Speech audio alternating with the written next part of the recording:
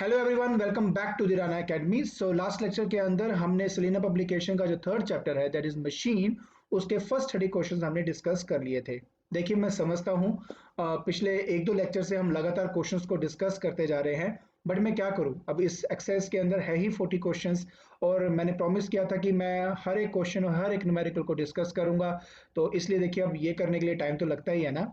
तो आज के लेक्चर के अंदर मैं बाकी के जो 10 क्वेश्चंस हैं उनको डिस्कस करने वाला हूं। तो बिना कोई टाइम वेस्ट किए चलिए शुरू करते हैं। ऑलराइट। सो 31st क्वेश्चन हमारे पास है, explain why mechanical advantage of class 3 lever is always less than 1। तो पहले आप ये देखिए कि क्लास 3 लीवर दिखता कैसे है। ये देखिए, अगर हम क्लास 3 लीवर के बारे में बात करते हैं ना, तो उसके जो सेंटर पॉइंट है ना, उस पे तो हमारे को मिलता है एफर्ट, और उसके साइड्स में होता है फलक्रम और होता है हमारे पास लोड। और आप ना आराम से इस चीज को देखो और आपको समझ में आ जाएगा। देखो, आपका जो लोड आर्म है वो एफर्ट आर्म से क्या है, ऑटोमेटिकली ज्यादा है। ठीक है। अब हम बात करते हैं मैकेनिकल एडवांटेज की। तो मैकेनिकल एडवांटेज होता है हमारे पास effort arm divided by load arm. और हम यहाँ देख सकते हैं कि लोड आर्म आपका बड़ा है as compare to effort arm, therefore आपकी मैकेनिकल एडवांटेज हमेशा लेस देन 1 आती है। आई होप आपको ये क्वेश्चन और उसका आंसर समझ में आ गया होगा। तो चलिए अब हम अपना नेक्स्ट क्वेश्चन देखते हैं। नेक्स्ट क्वेश्चन में कहता है कि class 3 lever have mechanical advantage less than 1। वो तो हमने देख भी लिया। So why are they then used. तो देखिए इसका आंसर क्या होगा। कहते हैं कि with levers of class 3 we do not get gain in force. मतलब क्लास 3 लीवर के अंदर हमें कभी भी फोर्स मल्टीप्लायर नहीं मिलता है, क्योंकि एफर्ट आर्म हमेशा कम होता है लोड आर्म से। बट क्योंकि इसकी मैकेनिकल एडवांटेज लेस देन 1 है, तो ये बन जाता है आपका स्पीड मल्टीप्लायर। मतलब but we get gain in speed. मतलब ये हुआ, the larger displacement of load is obtained by a smaller displacement of effort.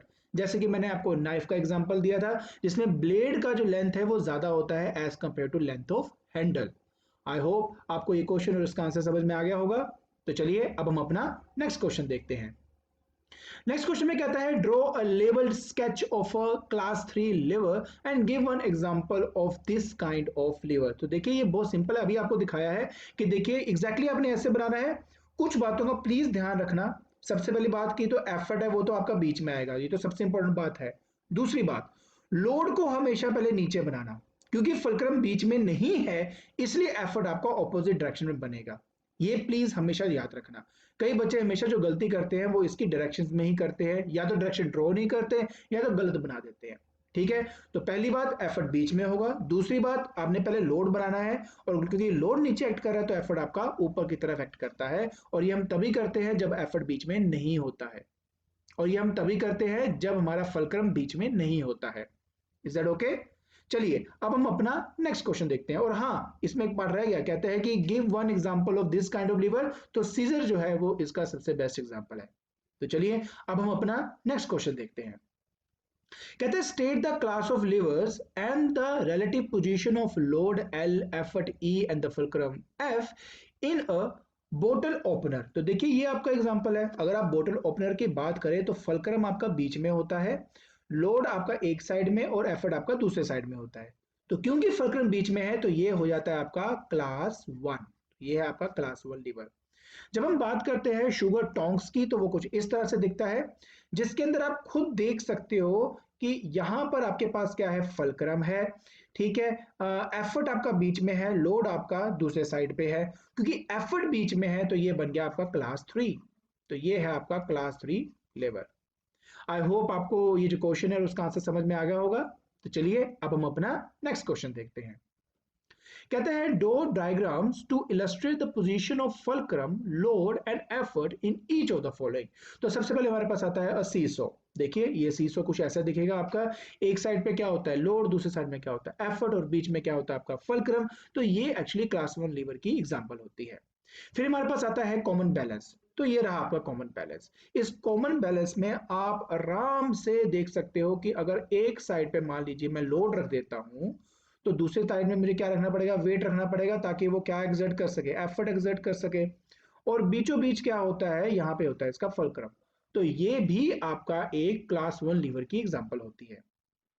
अगर मैं बात करता हूं नट क्रैकर की, तो आप खुद देख सकते हो कि आपके ये वाला जो पॉइंट है वो आपका फलक्रम है, बीच में लोड होता है। अच्छा, अब इस केस में मैं क्या करूंगा कि लोड के लिए मैं नीचे की तरफ शो कर दूंगा और एफर्ट यहां वाले में मैं ऊपर की तरफ शो करूंगा, लाइक दिस। तो ये बात प्लीज याद रखना, ठीक है।